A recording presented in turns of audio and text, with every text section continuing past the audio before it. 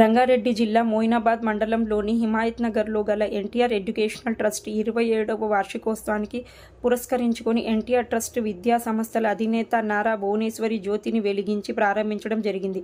ఈ యొక్క కార్యక్రమానికి ముఖ్య అతిథిగా తెలంగాణ రాష్ట్ర పంచాయతీ శాఖ మహిళా మరియు శిశు శాఖ మంత్రి ధనసరి అనసూయ సీతక్క హాజరయ్యారు. ఈ యొక్క కార్యక్రమంలో మంత్రి సీతక్క మాట్లాడుతూ విద్య అనేది నిరంతరం కొనసాగే ప్రక్రియ అని, ఇప్పటికి కూడా నేను విద్యార్థిని అని ఉస్మానియా యూనివర్సిటీ LLM చదువుతున్నానని ఈమె ఈ సందర్భంగా తెలిపారు.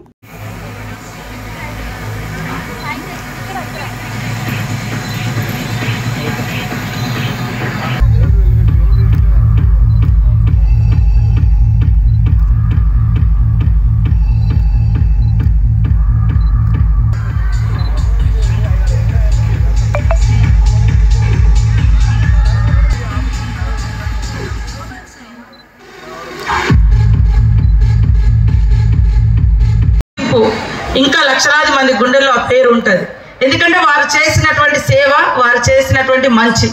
కాబట్టి దాన్ని గుర్తుపెట్టుకొని ప్రతి ఒక్క స్టూడెంట్ మన లైఫ్ కొంతమంది కన్నా ఉపయోగపడాలి, మనం నేర్చుకున్నది 100 మంది కన్నా మళ్ళీ పంచాలి. అందుకనే నేను అనుకుంటా, నేను చిన్నతనంలో విప్లవకారులాగా అవుతానని నేను అనుకోలేదు. కానీ అక్కడికి వెళ్ళిన తర్వాత మళ్ళీ అక్కడి నుంచి నేను స్టూడెంట్ అవుతాను కూడా అనుకోలేదు. స్టూడెంట్ నుంచి నేను లాయర్గా అవుతానని అనుకోలేదు. లాయర్గా ఉన్నప్పుడు పాలిటిక్స్లోకి వస్తా అనుకోలేదు. పాలిటిక్స్లో ఉన్నప్పుడు మరి ఎమ్మెల్యేగా అవుతాను అనుకోలేదు. ఎమ్మెల్యేగా ఉంటూ కూడా PhD చేస్తానని అనుకోలేదు. కానీ PhD కంప్లీట్ అయిన తర్వాత నేను ఒకటే అనుకున్నా, నేను నేర్చుకున్న ప్రతిదీ కూడా తిరిగి ప్రజలకు ఇవ్వాలి, ప్రజలకు పంచాలి, లైఫ్ లాంగ్ ఒక సేవకురాలిగా పనిచేయాలి అని. పని చేయడమే నా అంతిమ లక్ష్యంగా, ప్రజలకు అందుబాటులో ఉండి వీలైనంత వరకు సర్వీస్ చేయడమే లక్ష్యంగా పనిచేస్తున్నాను. ఇప్పుడు కూడా still now I'm student, LLM స్టూడెంట్గా ఉస్మానియా యూనివర్సిటీలో నేను LLM స్టూడెంట్గా ఉన్నా ఇప్పుడు కూడా. సో స్టడీస్ అనేది కానీ, నాలెడ్జ్ అనేది కానీ, సర్వీస్ అనేది కానీ ఎండ్లెస్. అది ఇంతటితో ఆపుదాము అనడానికి లేదు, అది లిమిటేషన్ లేదు. కాబట్టి మన శక్తి కొద్దీ మనకు ఎంత వీలైతే అంత మనం పోయేటప్పుడు ఏది రాదు మనతోటి.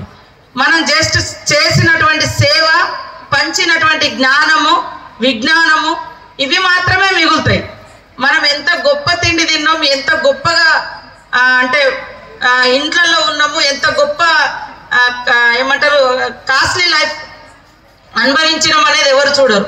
ఎన్ని వేల మందికి తోడుగా ఉన్నాం, ఎన్ని లక్షల మంది కష్టాలలో మనం భాగం పంచుకున్నాం, ఎంత పేదరికాన్ని. Learn from experience, addressing the differences. She became non-judgmental, understanding the behavior in the society. She became empathetic and sympathetic with the people. She always worked for deeper connection and relationships. Today, she resolves and manages conflicts so well for the Telangana people and the Telangana state. She is a beacon of hope to the people to overcome many challenges in life. During lockdown, she served 400 villages across the Telangana border. She always rose with extra energy